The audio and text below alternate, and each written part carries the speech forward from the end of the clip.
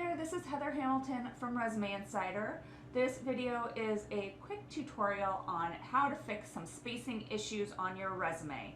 And I'm thinking specifically of issues where you'll have a few lines of text that flow onto a new page, producing all of this white space, or the opposite where maybe you're not filling out a whole page and you've got maybe a third or a quarter of white space at the bottom of an otherwise pretty full page. So I'm just going to walk through some of these issues and how you can fix them.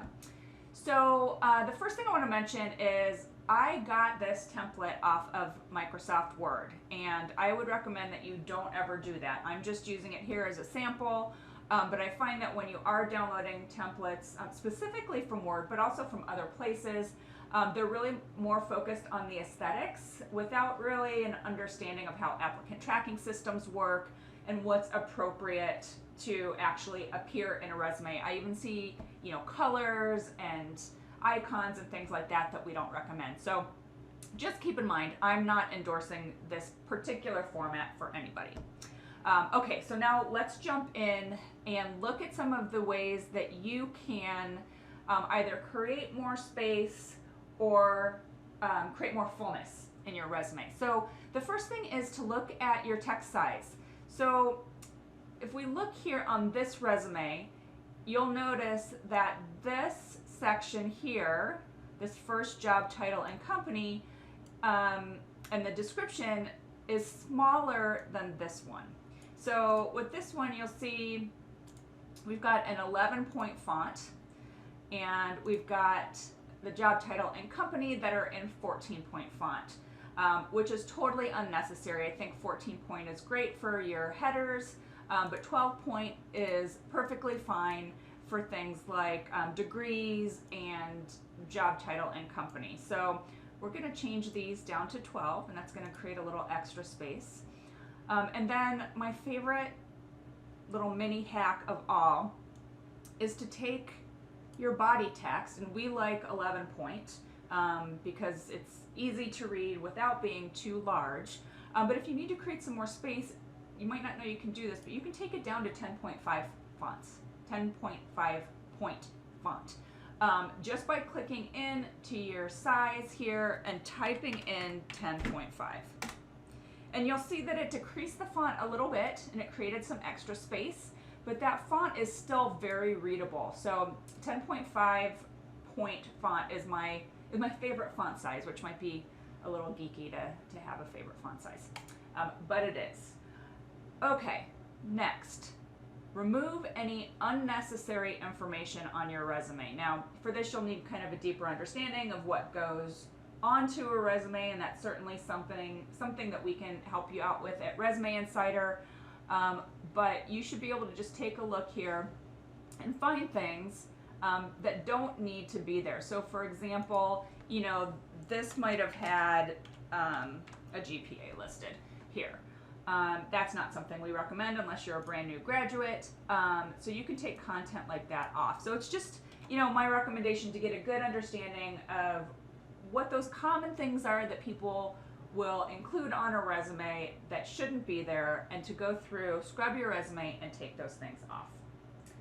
Another thing that you'll want to look at is situations where content is spread over multiple lines, where it really could be spread over one or in one line, or vice versa. So for example, here, if we're trying to save some space, we might put the degree title and then comma and then the name of the school, and that allows us to eliminate this line of text right here. So you can do that with a number of different things. Sometimes people will put the location of their company or title and company on separate lines. Just know that you can play with those a little bit to change your spacing on your resume. The next thing I want to show you is margins. So if you're in Microsoft Word and you click on the Layout tab, you'll see this option here for margins. Now, there is a standard margin that a Word doc will start with. It's this normal margin here.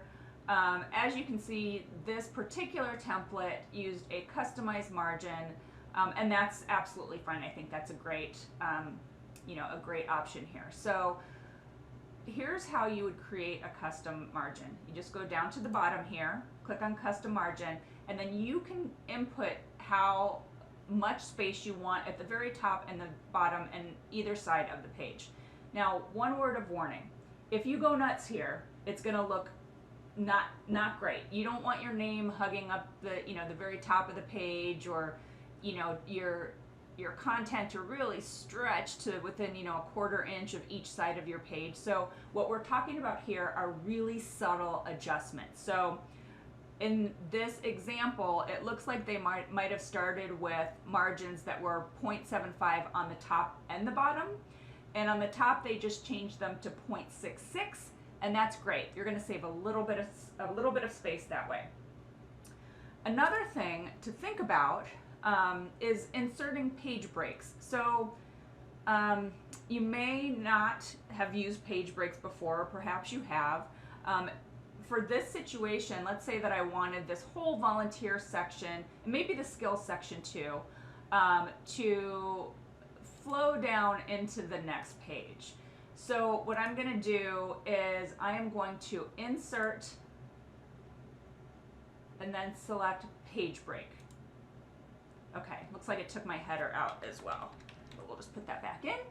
And basically what that does is it forces a return onto the next page. So where Microsoft Word is just going to kind of obey your margin settings, you can kind of force it to start a new page just on kind of a one-off basis. So that's something here that you can do to just create a separation here and maybe a little more space here when you want to fill out this next page.